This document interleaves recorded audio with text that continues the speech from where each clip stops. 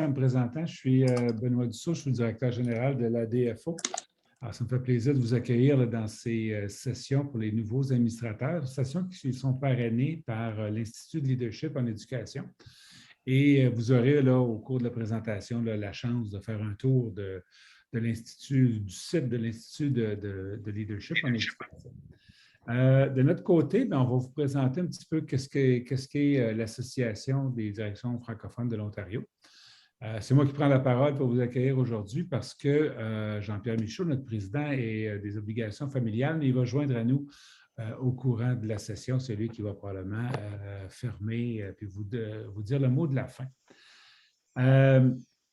Avec nous, on a le responsable des programmes des conseils professionnels et juridiques, Denis Lancier, ainsi que le conseiller dans le même programme, Harold Robert. Ils vont vous parler un petit peu là, de en quoi ça consiste tout ça.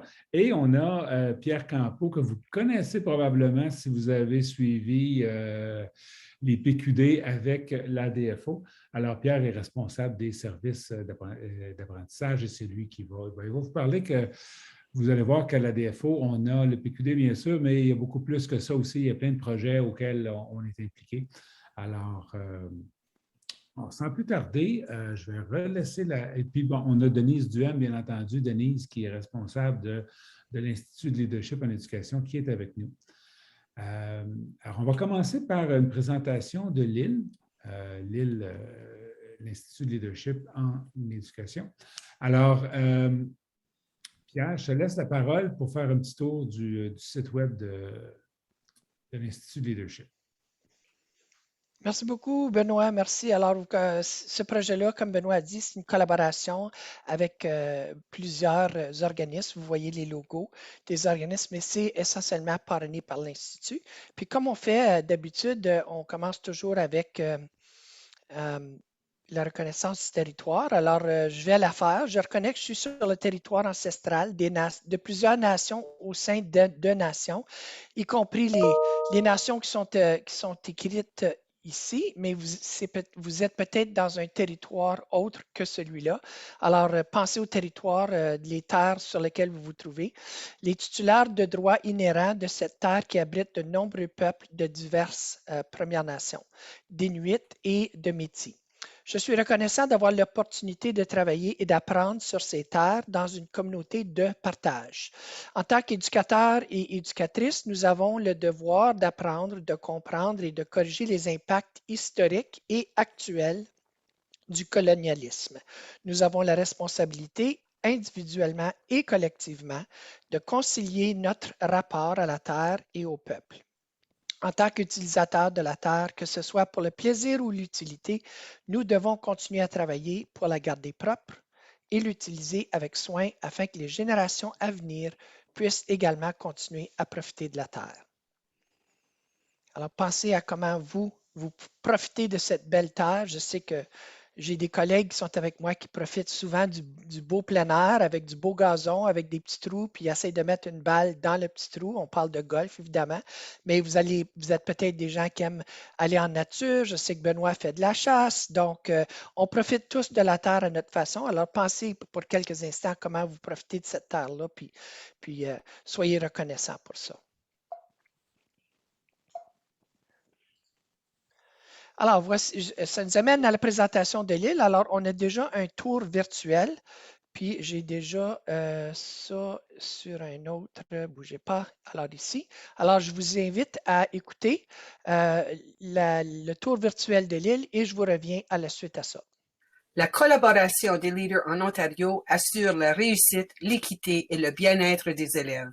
Bienvenue au site web de l'Institut de leadership en éducation de l'Ontario. L'IL est une organisation virtuelle dont le comité directeur est composé de représentantes et représentants d'associations de direction d'école, d'associations d'agentes et d'agents de supervision, du Council of Senior Business Officials, du Council of Ontario Directors of Education et du ministère de l'Éducation.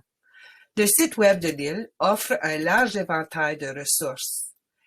Vous avez le cadre de leadership de l'Ontario, qui vous présente un guide de l'utilisateur. Vous avez aussi le cadre de leadership de l'Ontario 2012, une discussion relative sur les fondements de la recherche. Pour bien comprendre les pratiques de leadership et les ressources personnelles en leadership, ce rapport fournit une description plus détaillée de ces pratiques et ressources personnelles. Les tableaux synthèse vous offrent une vue d'ensemble des pratiques de leadership et la description des ressources personnelles en leadership. Lorsque vous explorez différentes sections du site Web, on vous encourage de compléter l'enquête de satisfaction. La section portant sur les conseils scolaires performants et le leadership fut bâtie d'après le cadre d'efficacité des conseils scolaires performants. Cette section offre 8 modules qui présentent des cas réels qui démontrent comment une équipe de cadres supérieurs met en œuvre les pratiques de leadership et s'inspire des ressources de leadership personnel du cadre de leadership de l'Ontario. Par exemple, le module 1, les conseils scolaires performants et leur leadership, une mission, une vision partagée et des objectifs fondés sur les attentes élevées en matière d'une personne éduquée, vous offre l'ordre du jour qui porte sur les objectifs, la description du modèle, les objectifs, la vue d'ensemble de recherche pertinente et des études de cas venant des différents conseils scolaires, des questions pour orienter la discussion de groupe, l'auto-évaluation du module, ainsi que des exemples de recherche pertinentes, ainsi que des questions d'orientation portant sur chaque étude de cas. La section Collaborer pour apprendre et diriger met en lumière 2 sections, Leader en tant que coach et le bien-être pour le leadership. Dans la section Leader en tant que coach, il y a la définition et des principes directeurs ainsi que 4 exemples d'études de cas et scénarios que les leaders peuvent utiliser pour réfléchir à la façon dont ils mettraient en pratique les principes directeurs pour renforcer la pratique du leader en tant que coach. La présentation PowerPoint a pour but d'offrir aux leaders scolaires et aux leaders du système une occasion de revoir les définitions de mentorat et de coaching et d'établir des liens entre les concepts de leadership réciproque et de leader en tant que coach. La présentation propose diverses activités qui permettront aux leaders scolaires et aux leaders du système de mettre en pratique le concept du leader en tant que coach. Cette présentation inclut les visées, des notes au sujet de comment se servir de la présentation, d'une définition du leadership réciproque de l'île et les principes directeurs qui sont basés sur les travaux de Richard Elmore et un TED Talk avec Margaret Heffernan. La section Bien-être pour le leadership identifie une définition du bien-être pour le leadership et les 5 domaines du bien-être. Le rapport sommaire d'un échange qui fut lancé aux leaders scolaires et aux leaders du système en province a permis d'identifier 3 thèmes. Renforcer les capacités, collaborer et communiquer, et intensifier le travail. Une présentation Renforcer les capacités fut élaborée toujours avec des notes et des activités.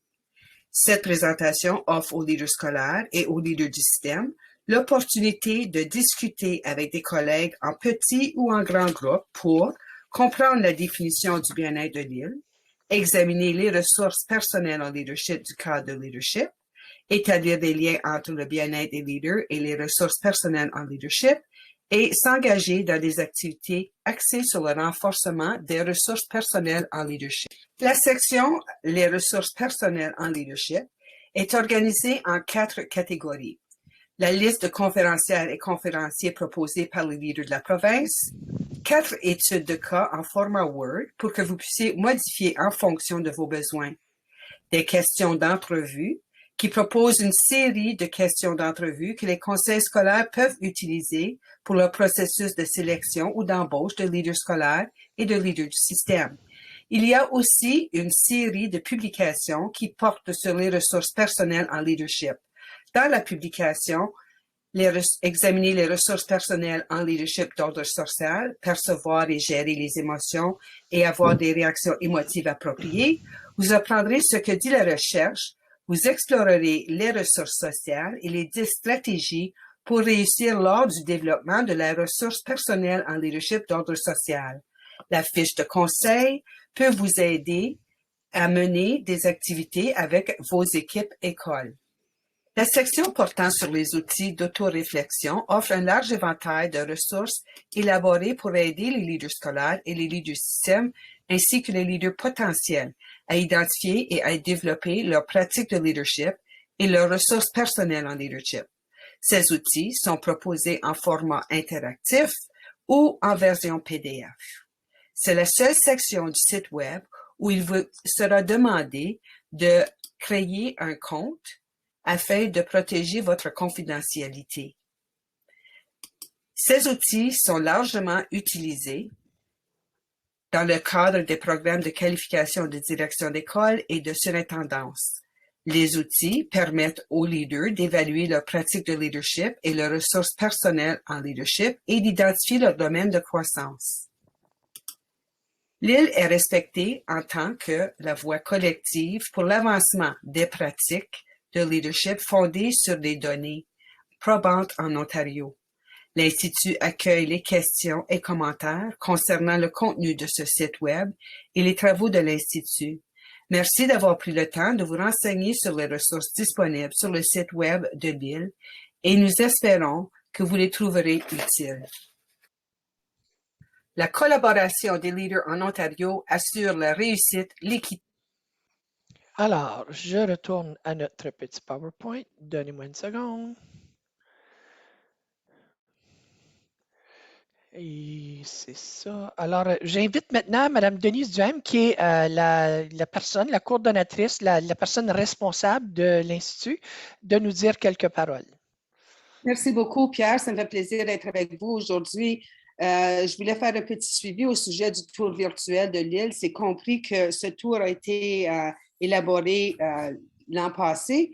Depuis 7 ans, dans la section des ressources personnelles en leadership, nous avons aussi élaboré des ressources sur d'ordre cognitif, social et psychologique. Et vous avez ces 3 différents modules. Dans chacun des modules, vous avez des présentations et un tableau un guide de réflexion. Donc, ça a été élaboré pour que les directions d'école puissent en équipe, individuellement, en équipe, avec un collègue, passer à travers de ces présentations et faire une réflexion au sujet de ces ressources personnelles en leadership et au sujet de quelles ressources qu'ils démontrent avec facilité et d'autres qui doivent travailler. Donc, c'était juste quelque chose que je voulais ajouter. Aussi, j'invite les participants de bien vouloir communiquer avec moi si vous êtes à la recherche de quoi que ce soit. Donc, merci beaucoup. Passez un bel après-midi. Merci pour ta présence, Denise. On apprécie beaucoup. Oui, merci Pierre. Merci Denise pour ce tour. Maintenant, si on est prêt, on va passer au programme de conseil professionnel et juridique. Alors, je vais laisser la parole au responsable qui est Denis, et Harold aussi pourrait intervenir. Alors, messieurs, je ne sais pas si tu veux enlever le PowerPoint, oui. Pierre. Alors, bonjour Karine et bonjour à tous ceux qui auront la chance de visionner ce webinaire puisqu'il est enregistré. Donc, premièrement, je veux féliciter toutes les personnes qui ont accédé à un poste de direction adjointe depuis septembre et surtout souhaiter la plus cordiale des bienvenus au sein de la DFO. Et le but de ma petite présentation, qui est très courte, puisque plusieurs d'entre vous avaient déjà eu la chance de voir la présentation que Harold et moi avons fait dans les PQD partie 2 avec ceux et celles qui l'ont suivi auprès de la DFO. Puis pour ceux et celles qui l'ont suivi ailleurs, bien, ça va vous donner au moins un aperçu d'un programme qui est très populaire puis qu'on pense être très utile parmi tous les programmes et tous les services que la DFO offre. C'est le programme de conseil professionnel et de soutien juridique. Ce programme-là, chose très importante à mentionner dès le départ et en rappel pour ceux qui l'ont déjà entendu, c'est un programme qui est offert gratuitement à tous les cotisants et cotisantes réguliers et régulières de la DFO. Donc, il n'y a pas de frais additionnels et souvent, quand on fait partie d'une association, qu'on paye ou on contribue par voie de cotisation annuelle ou autre à une association, on se demande souvent à quoi servent les dollars que que je verse au niveau de ma cotisation, bien, le programme de conseil professionnel et de soutien juridique en est un exemple. Et au fil des ans, puisque ça fait peut-être déjà presque 9 ans que le programme existe en bonne et due forme, je peux vous dire qu'on a servi ou qu'on a répondu à au-delà de 675 demandes depuis ces 9 dernières années-là. Donc, je pense qu'il y a une certitude sans vouloir faire peur à personne, sans être prophète de malheur, je pense une des choses qu'il faut réaliser, c'est qu'il n'y a personne qui est à l'abri à un moment donné de se retrouver dans une situation litigieuse, dans une situation où on a besoin d'avoir des conseils de personnes plus expérimentées, de personnes qui ont des compétences additionnelles à celles qui nous sont transmises dans les PQD. Et justement, le programme que l'on offre à nos cotisants et cotisantes régulières est justement là pour aider, rassurer, informer les gens qui, à un moment donné, se retrouvent dans une situation qui est potentiellement litigieuse et qui a probablement et souvent des répercussions un peu plus poussées ou un peu plus graves que celles auxquelles on pense lorsque la situation se présente devant nous. C'est clair que quand on accède à un poste de direction, on a une bonne expérience en tant qu'enseignant, mais je suis sûr que déjà dans les 6 ou 7 semaines depuis la rentrée scolaire où vous avez accédé à ce poste-là, vous avez réalisé que, comme on dit en bon canadien, c'est toute une autre job. C'est pas la même game qui joue que d'être un enseignant. Puis je ne suis pas là en train de dénigrer les enseignants, mais quand on accède à un poste de responsabilité comme celui de direction adjointe d'une école, c'est clair qu'on va être confronté à des situations où notre leadership, où nos connaissances, où nos expériences vont nous aider à passer à travers et aller chercher ou à prendre les décisions qui s'imposent dans les circonstances. Puis souvent, ce qu'on voit depuis les dernières années, c'est qu'il y a des personnes qui accèdent à des postes de direction adjointe qui ont une expérience relativement courte au niveau de l'enseignement, et ce n'est pas un défaut. Tant mieux si on vous a choisi pour accéder à ces postes-là, mais ce que ça fait, ça, c'est que le sixième sens ou l'anticipation qu'on peut avoir acquise avec les années n'est pas toujours présente. Et je vous donne des exemples très rapidement de situations qu'on a entendues ou pour lesquelles on a accompagné des membres au cours des dernières années. Une des premières, c'est évidemment l'interprétation et l'application des conditions d'emploi. Donc, comme vous savez, il y a des conditions provinciales qui s'appliquent à toutes les directions à travers l'Ontario, aux 72 conseils scolaires, alors qu'il y a des conditions de travail qui sont négociées localement. Et pour chacun des 12 conseils scolaires francophones, il peut y avoir des variantes au niveau de l'application ou de l'interprétation de certaines conditions de travail. Donc, un de nos rôles dans le programme, si une personne a une question sur une interprétation ou l'application d'une des conditions de travail, on est là en mesure, puisque Harold et moi, et même Benoît et Jean-Pierre ont fait partie de l'équipe de négociation qui, justement, est en train de négocier le renouvellement de vos conditions de travail. Donc, c'est clair que si vous êtes dans le doute ou vous vous demandez si on a raison de vous demander de faire certaines choses ou certaines applications au niveau des conditions d'emploi, un appel au programme est certainement recommandé pour que vous soyez pleinement dans vos droits et dans vos responsabilités d'agir ou de ne pas agir. Au fil des ans, on a eu beaucoup de demandes également au niveau des relations d'emploi, soit avec un personnel difficile, soit avec des parents difficiles. On a même souvent, au cours des dernières années, des situations où il y a une relation un petit peu difficile entre la direction et la direction adjointe.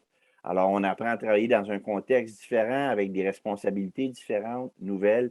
Donc, c'est clair que ces situations-là, s'il n'y a pas une communication claire ou un bon travail d'équipe, elles peuvent conduire à des relations un petit peu difficiles et à des conflits qui deviennent souvent un peu plus sérieux. Et là, nettement, l'intervention de Harold ou de moi-même au niveau du programme devient extrêmement importante.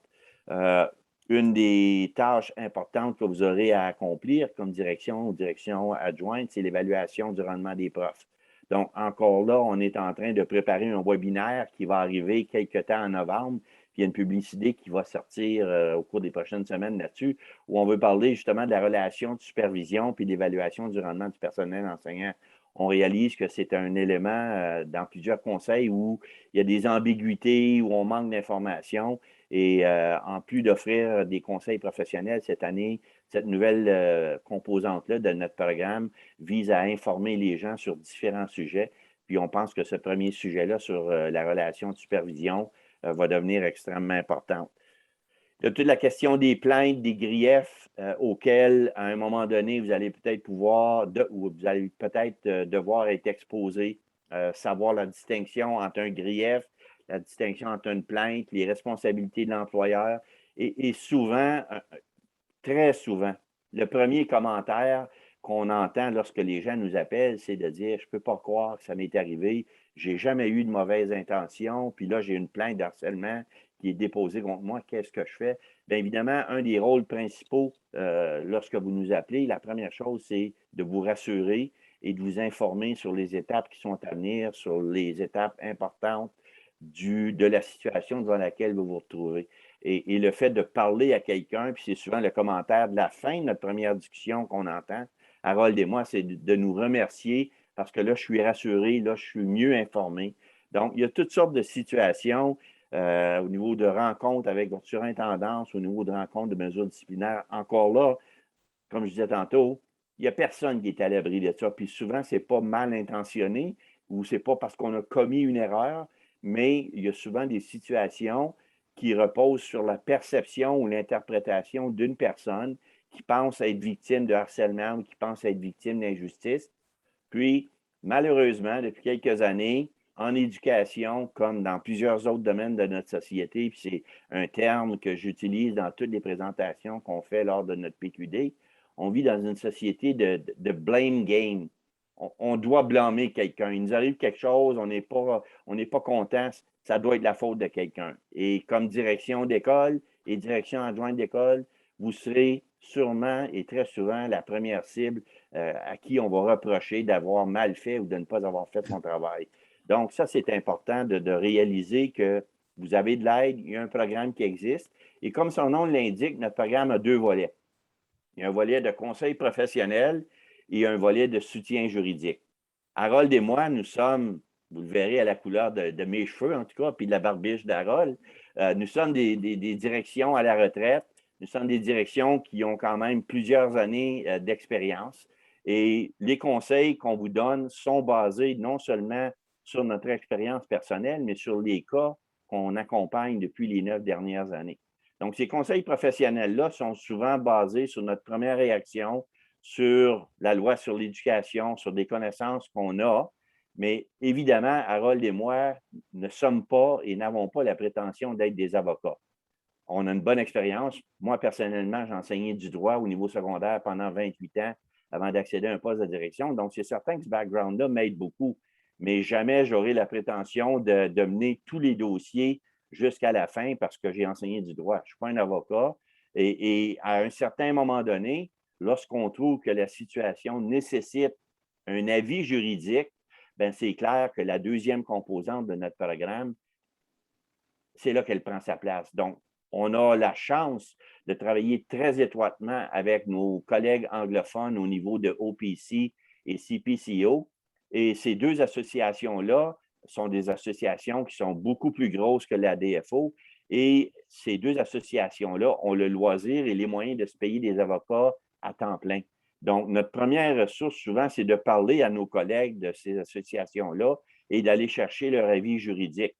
Et si la situation nécessite une intervention plus poussée, mais on travaille étroitement avec une firme d'avocats à Ottawa qui s'appelle Gowlings et on a 2 avocats en la personne de Karen Hamway et Corey Willard qui vont vous accompagner. On va leur laisser toute la place et on sait que des tarifs ou des honoraires professionnels au niveau de l'avocat, c'est quelque chose qui est très dispendieux et soyez assurés que quand on fait appel à nos avocats, c'est parce qu'on pense que c'est le temps pour eux d'intervenir et il n'y a pas de frais additionnels. Les avocats vont vous défendre, vont vous appuyer, vont vous conseiller juridiquement jusqu'à la fin du dossier. Et je vous donne un exemple. On a un dossier présentement devant l'Ordre des enseignants où nos avocats accompagnent un membre. Ce dossier-là est là depuis le mois de septembre 2018. Donc, il y a des frais importants d'avocats et je dois vous dire, et vous, sans dévoiler les noms, que ces deux personnes-là qui sont présentement devant cette situation-là profitent d'avis juridiques, conseils professionnels depuis 2018 sans aucun frais supplémentaire. Donc, on pense vraiment que le programme a son pesant d'or, que c'est un excellent service que la DFO offre. Puis, je vais maintenant laisser la parole à Harold qui va vous dire à quel moment donné je devrais appeler Harold ou Denis et pourquoi ce serait important que je passe peut-être directement au programme provincial plutôt que d'appeler mon président ou ma présidence au niveau local. Alors, Harold, à toi. Merci, Denis. Et bon après-midi, Karine. Puis pour toutes les autres qui vont visualiser ce webinaire. Tout d'abord, la règle d'or, c'est de ne pas attendre. Aussitôt, vous voyez il risque d'avoir des pépins. Un appel, un courriel, un texto, ça peut se faire soit au bureau provincial, soit directement à Denis, à moi, soit à votre présidence locale qui va nous le référer à nous, ou même à Benoît, notre DG. Qu'est-ce qui est important, c'est qu'on soit mis au courant le plus tôt possible pour qu'on puisse vous offrir justement les expertises que Denis a déjà partagées avec vous.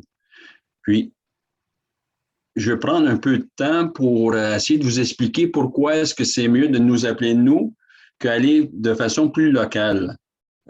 Premièrement, en appelant le bureau provincial pour avoir les services de Denis et moi, premièrement, nous sommes très disponibles. Nous, on n'a pas une autre tâche de direction à faire. On n'est pas dans une école. On n'a pas toutes les mêmes choses peut-être que vous êtes en train de vivre. On est disponible. Denis l'a mentionné, nous sommes à la retraite, puis nous attendons justement ces appels-là. Et c'est plus facile pour nous d'assurer un suivi dans le dossier, étant donné justement qu'on n'a pas 100 autres dossiers à faire à cause qu'on gère une école.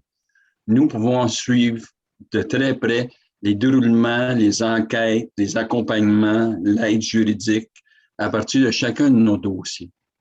L'autre chose aussi, c'est en passant par le provincial ou par nous, vous évitez tout conflit d'intérêts ou autre. Puis qu'est-ce que je veux dire par des conflits d'intérêts? C'est que peut-être vous allez demander à un collègue de travail qui est à la direction aussi, puis peut-être que cette personne-ci, à cause de la situation dans laquelle vous vivez, ça devient un conflit d'intérêts entre vous puis elle, ou elle puis votre supérieur. Dans notre cas, nous, ça n'existe pas. L'autre chose aussi qui est très important, puis chaque personne qui vit des moments difficiles apprécie beaucoup la confidentialité que nous, on peut offrir. Lorsque vous demandez à un autre collègue qui est dans votre conseil, OK, autant que vous pouvez lui demander de regarder ça confidentiel, peut-être que ça peut se propager dans votre conseil, puis vous savez que le monde de l'éducation est petit et rapidement, ça peut se propager et quelque chose qui pourrait peut-être devenir embarrassant pour vous.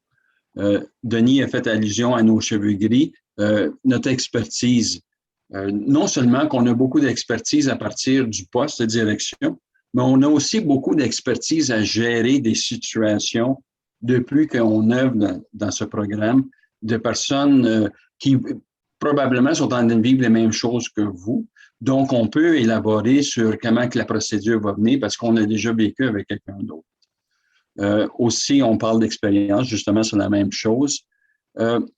Denis a fait mention aussi que nous avons accès en tout temps à l'expertise juridique, que ce soit à partir de nos propres avocats sous la firme Garlings et ou les avocats ou même les autres responsables de services professionnels, les autres associations, autant d'OPC que CPCO. Donc, cette expertise-là, elle est à notre portée et facilement accessible. OK. Nous offrons aussi, puis Denis encore en a fait allusion un peu, la première chose que nous offrons, c'est une écoute active avec une compassion. C'est important pour nos membres de pouvoir être capables de partager qu'est-ce qu'ils sont en train de vivre sans être jugés. Lorsque vous faites appel à nos services, absolument qu'il n'y aura pas de jugement. Si vous faites appel à des collègues de travail, possiblement qu'il y en aurait. Mais dans notre cas, il n'en existe pas. Nous offrons aussi une communication continue, que ce soit par des appels, des courriels, des rencontres par Zoom, peu importe comment. Nous offrons une communication du début de l'appel que vous faites avec nous jusqu'à la fin de de l'issue. Nous s'assurons qu'on garde une communication avec vous. Nous faisons beaucoup de l'accompagnement.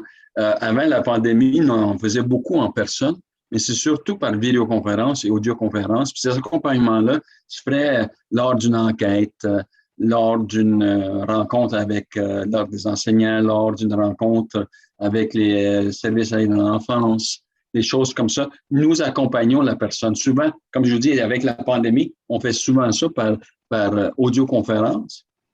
Et dans certains cas, on le fait aussi par Zoom.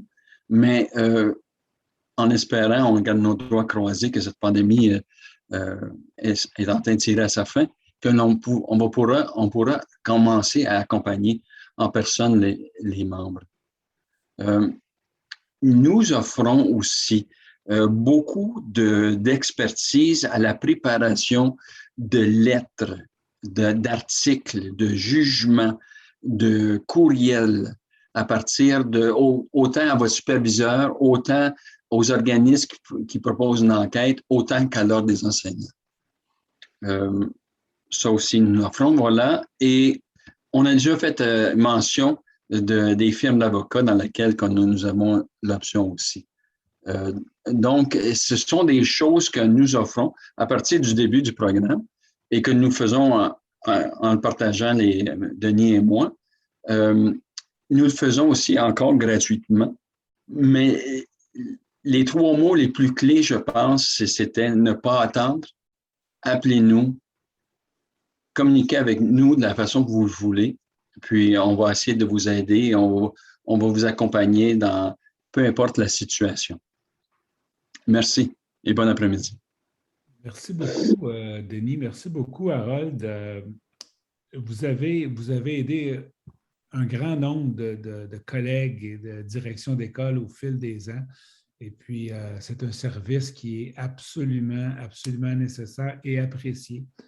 Je peux en témoigner parce qu'au cours de ma carrière de 10 ans de direction en Ontario, j'ai fait appel au service de conseil professionnel. Puis je peux vous dire que Denis et Harold, vous l'avez mentionné les deux, au niveau de la confidentialité, de la neutralité que vous donnez, de la grande expertise que vous avez aussi. Et c'est très rassurant comme membre, c'est très apaisant aussi de savoir qu'on est soutenu, qu'on est supporté dans ces moments qui sont parfois assez difficiles.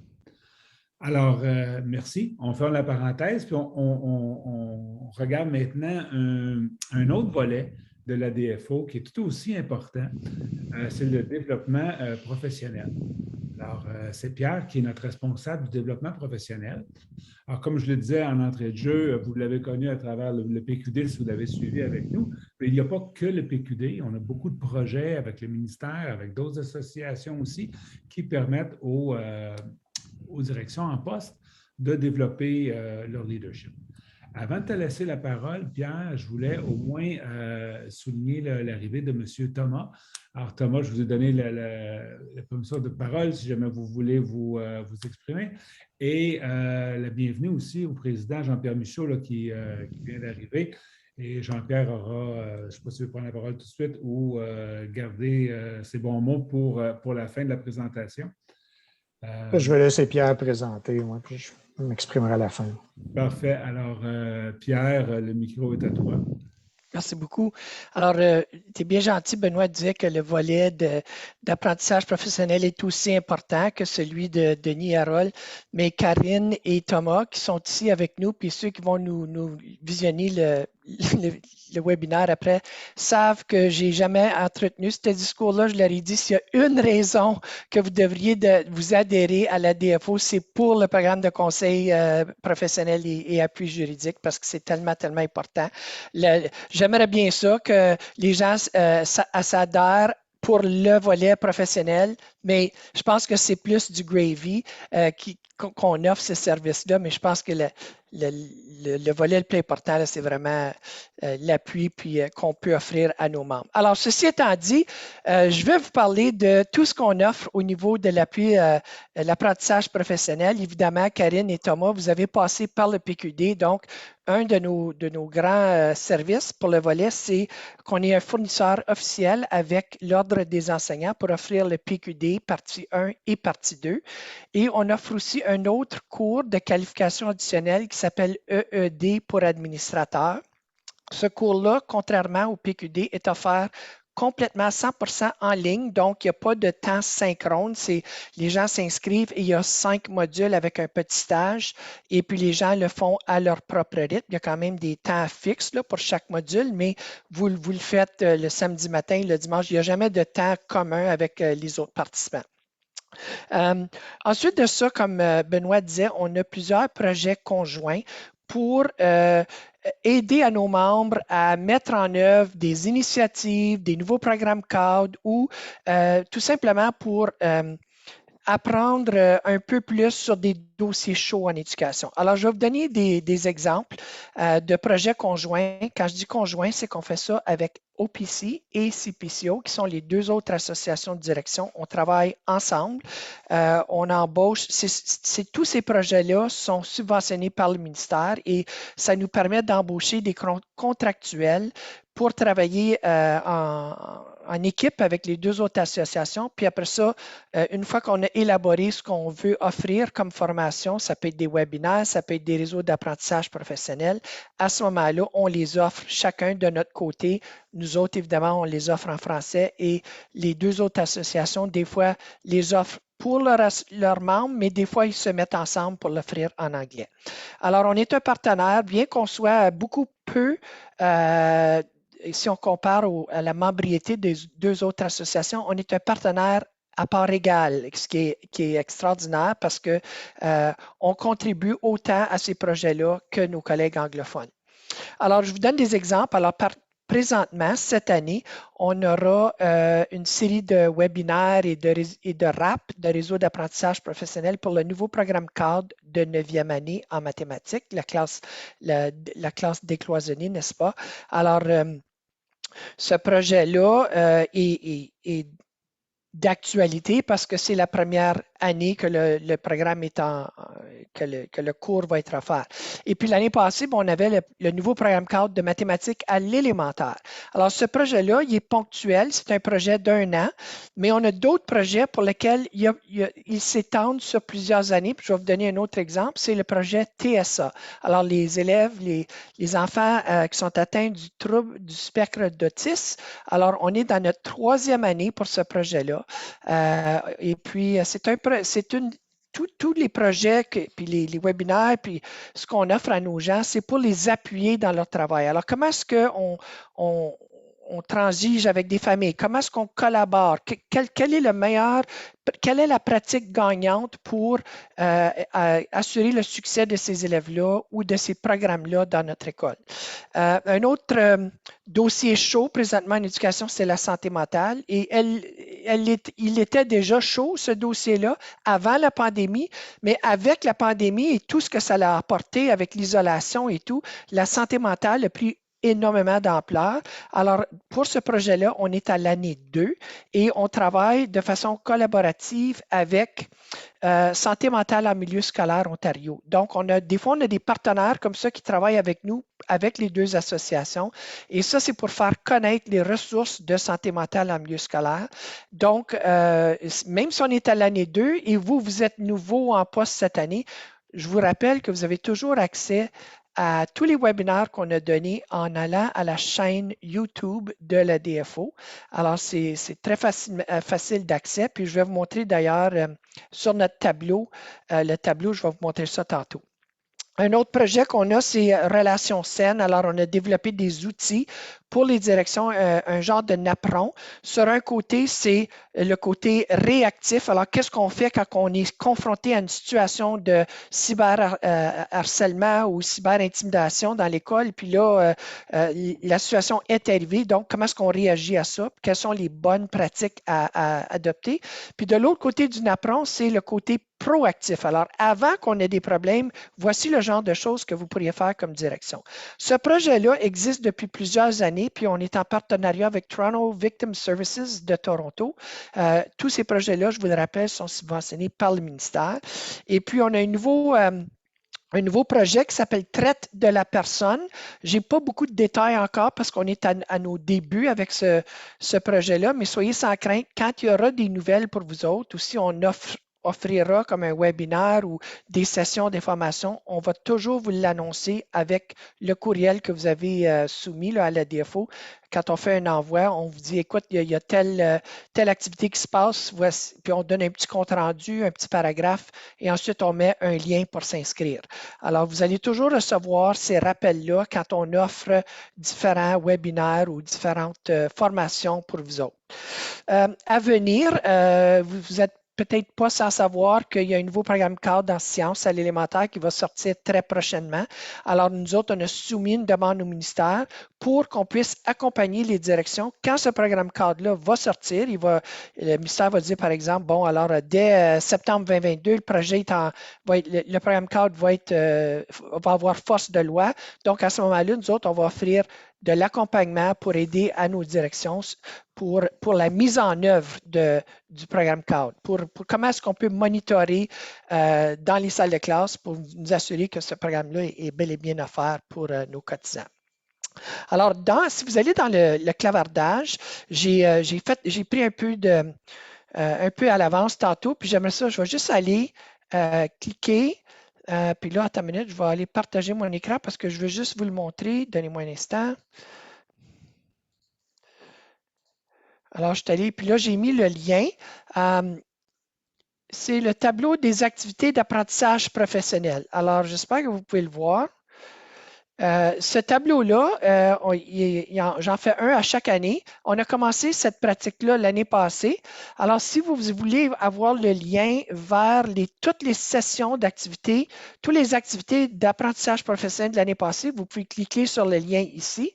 Puis, n'oubliez pas, vous avez toujours la possibilité d'aller voir le webinaire ou la formation qu'on a offerte sur la chaîne YouTube. Alors, voici celui de cette année. Il n'est pas très, très étoffé encore, mais on est à notre tout début.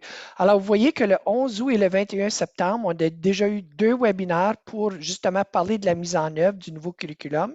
Et parce que ces sessions-là sont maintenant terminées, j'ai mis le lien YouTube. Alors, si vous êtes dit, j'aurais aimé ça y aller, mais je l'ai manqué, avec ce tableau-là, vous pouvez toujours aller cliquer sur le lien et aller visionner au lieu de fouiller vous-même sur YouTube. Là, vous pouvez aller cliquer directement. Alors, le 14 octobre, le 19 octobre, on a justement 2 activités qui s'en viennent. Alors, vous voyez, ici, il n'y a pas de lien pour le YouTube, il y a un lien pour aller s'inscrire. Alors, si vous dites, j'ai vu le courriel passer, je ne me rappelle pas. Alors, ce que je vous suggère, c'est d'aller mettre ce lien-là dans vos favoris. Comme ça, vous pouvez toujours vous y référer quand vous dites, je ne suis pas sûr si je suis inscrit ou non, ou si vous n'avez pas eu la chance, il y a toujours des imprévus qui arrivent dans les écoles. On comprend ça. Par exemple, aujourd'hui, il y avait 11 ou 12 personnes qui étaient inscrites. Puis on est seulement quelques personnes. Mais les 9 autres, ils disent, j'ai pas eu la chance de voir j'ai manqué la formation, mais c'est pas grave, ils peuvent aller le voir après sur YouTube. Et ici, vous avez toute la série, parce que vous autres, ce qu'on vit aujourd'hui pour les directions nouvellement nommées, c'est une série d'à peu près 6 ou 7 activités cette année. Puis vous voyez ici, une fois que vous vous êtes inscrit, mais quand vous allez vous inscrire, vous avez vu que vous pouviez vous inscrire pour une ou 2 ou plusieurs ou toutes les sessions. Alors ici, il y a un lien seulement pour toutes ces sessions-là. Et au fur et à mesure que ces sessions-là auront lieu, j'irai mettre le lien YouTube à côté. Je vais garder le lien pour s'inscrire, mais je vais comme descendre. Puis là, j'irai mettre, par exemple, le lien pour la session d'aujourd'hui ici. Et puis, au fur et à mesure, vous voyez, il y a beaucoup de cases libres. On va aller mettre les sessions au fur et à mesure qu'elles ont lieu cette année. Alors, ça termine un peu ma présentation. Puis, seulement ici, j'imagine que s'il y en a qui ont des questions, Benoît, je te redonne la parole. tu peux diriger le trafic. J'ai mis aussi dans le chat, j'ai mis un formulaire d'appréciation. Alors, je vous demanderais, Karine et Thomas, il y a juste vous deux. Alors, je serais très, très reconnaissant si vous pouviez aller cliquer là, tout de suite sur le lien. Puis sans le faire immédiatement, mais au moins, il va être ouvert pour vous là, si vous prendriez 3 minutes là, pour aller remplir cette appréciation-là, s'il vous plaît. Merci beaucoup, Pierre, de ta présentation. Alors, ça présente nos deux grands volets à la DFO. Et si vous avez quelques questions, que ce soit, n'hésitez pas dans le chat, levez la main, prenez la parole. Là, on n'est pas nombreux, alors on peut se permettre ça. Monsieur Michaud, j'ai la parole, le mot de la fin. Oui, bien, en fait, je voulais principalement remercier les participants, puis évidemment ceux qui vont visionner par la suite le vidéo. Donc, ils entendront les remerciements en même temps. Et puis, remercier aussi Pierre-Denis et Harold pour les présentations. Je n'ai pas assisté à celle de Denis et Harold, mais je l'ai déjà entendu aussi. Donc, je sais que c'est très pertinent. Puis, le fait de savoir que ce service-là existe pour une direction nouvellement nommée ou une direction adjointe nouvellement nommée, ça peut être rassurant de savoir qu'on peut poser des questions, être appuyé au niveau de conseils professionnels. Puis merci Benoît d'avoir organisé tout ça. Puis comme vous le voyez, là, pour les personnes qui sont présentes, nous sommes une association très active. Là. Il y a plusieurs éléments qui ont été présentés aujourd'hui. Donc, n'hésitez pas en souhaitant que vous deveniez cotisante ou cotisant de la DFO si vous ne l'êtes pas déjà. Puis vous allez pouvoir bénéficier de tous ces services-là et tout l'appui qu'on peut vous apporter. Donc, je ne veux pas vous retenir plus longtemps. Je veux juste vous remercier. Merci aux présentateurs, puis merci aux participants. Puis Benoît, je te retourne la parole. Oui, merci beaucoup, Jean-Pierre. Alors, ceci met fin à notre première présentation. Il y en aura d'autres. On espère être plus nombreux pour les autres. On vous invite, là, si vos collègues qui sont nouveaux aussi, là, on va nous aussi circuler le message. Et il y aura aussi une présentation qui n'apparaît pas sur le tableau encore, mais qui sera très bientôt. C'est un travail qu'on fait avec OSBI, qui est l'assureur des conseils scolaires en Ontario, ou la majorité des conseils scolaires en Ontario. Alors, on va parler là, des responsabilités qui incombent à la direction d'école pour se protéger son école aussi. Alors, ce sera à suivre, c'est au début novembre. Alors, les détails seront ajoutés sous peu au tableau. Sur ce, je vous remercie tout le monde et je vous souhaite une excellente soirée. On va arrêter l'enregistrement. Au revoir.